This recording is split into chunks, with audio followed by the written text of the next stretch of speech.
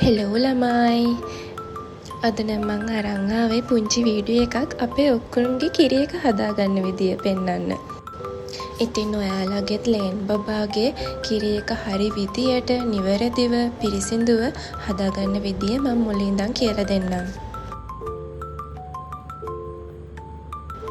මං කලින් වීඩියෝස් වලත් කිව්වනේ ලේන් බබාලට ගන්න හොඳ එළු කිරි කියලා.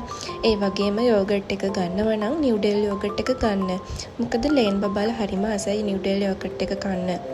ඉතින් මේ නිව්ඩෙල් යෝගට් එකෙන් තී හැඳි කාලක් දාලා හොඳට මික්ස් කරගන්නවා. ඊට පස්සේ ඒකට මද රස්නේ වතුර මේස හැඳි දෙකක් දාලා හොඳට කලවම් කරගන්න. මේ වගේ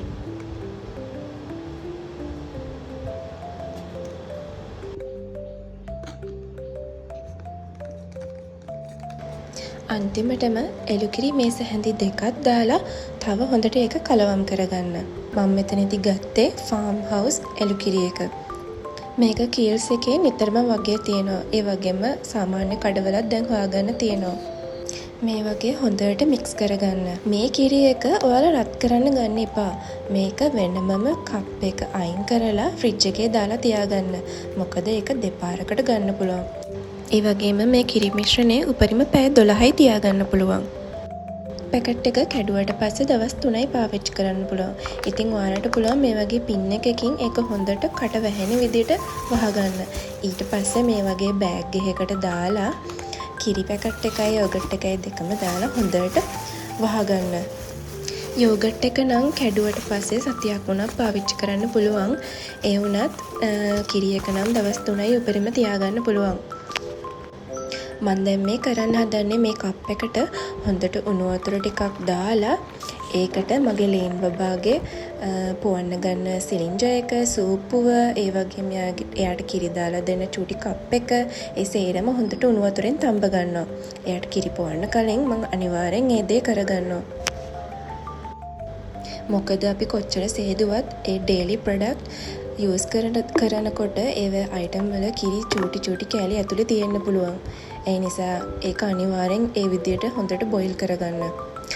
දැන් මම මේ කිරි එකෙන් පොඩි ප්‍රමාණයක් මේ චූටි කප් එකට දාලා ඔයාලට පුළුවන් එයා බොන තරමට විතරක් අරගෙන ඒක ඩබල් බොයිල් කරගන්න. ඉතින් මේ වගේ මම ටිකක් වෙනම දාලා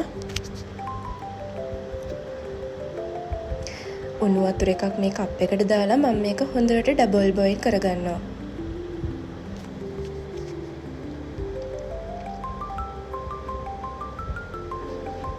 ඔයාලා පොඩ්ඩක් බලන්න ඇඟිල්ල තියලා බිඳුවක් අල්ල උඩින් තියලා ඒකේ මද රසනේ ප්‍රමාණයට තවමත් තියෙනවද කියලා. මෙන්න මේ වගේ ඔයාලට ඩබල් බොයිල් කරගන්න පුළුවන්.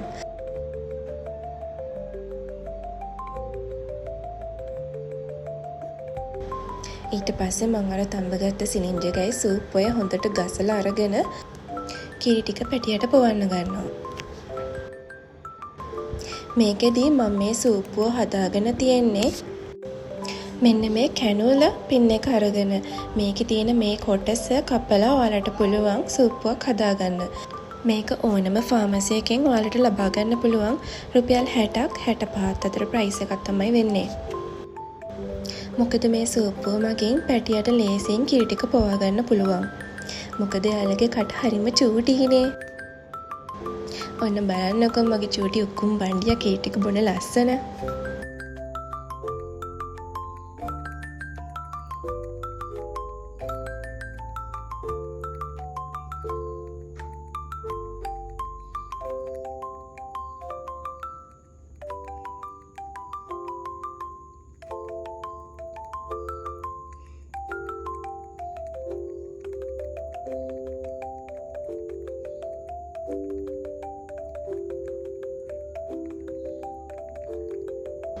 තව දෙයක් ඔයාලට කියන්න ඕනේ.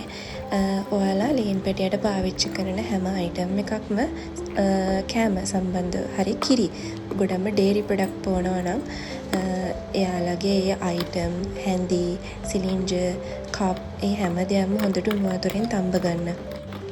ඉතින් මේ වීඩියෝ එක ඔයාලට ගොඩක් වටිනවා ඇති කියලා මං හිතනවා. නැවත ආයෙම වීඩියෝ එකකින් හමු වෙමු.